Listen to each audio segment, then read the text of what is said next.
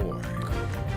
Friday on the news at 4, we continue to follow the record-breaking federal government shutdown. Thanks for joining us. I'm Joe Paris.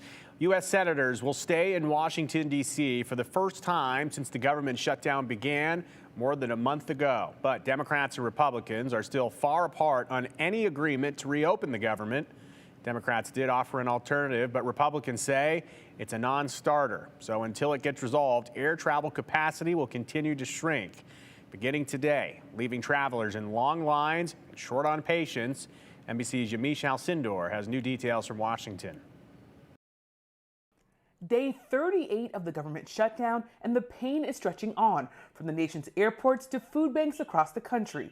Airlines have canceled hundreds of flights after the FAA ordered reductions at 40 major U.S. airports. Hopefully, what we're going to do today is going to make sure the airspace is safer than it was as we go through this shutdown. Today, travelers are seeing a 4% reduction in flights. Next week, that number is expected to rise to 10%. The system is straining from air traffic controller staffing shortages as they continue to work unpaid. Travelers caught in the middle of a standoff between Democrats and Republicans. It's not fair to the country, so they need to put their differences aside and figure it out. In the meantime, millions of Americans who get government assistance to buy food are hoping for some relief. On Thursday, a federal judge ordered the Trump administration to deliver SNAP payments in full to states by Friday. Now the administration is asking a higher court to pause that order. Though some SNAP recipients in a few states have said they received their full November payments overnight. The president continuing to blame Senate Democrats for the shutdown. We've approved opening up 14 times and they keep rejecting it. Senate Democrats out with a new proposal to end the shutdown.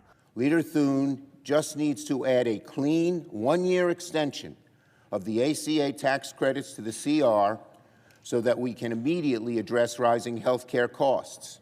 Am I going to vote for this? The short answer is no.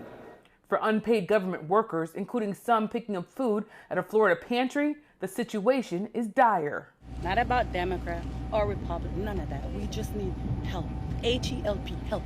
We need it. Desperately, we need it.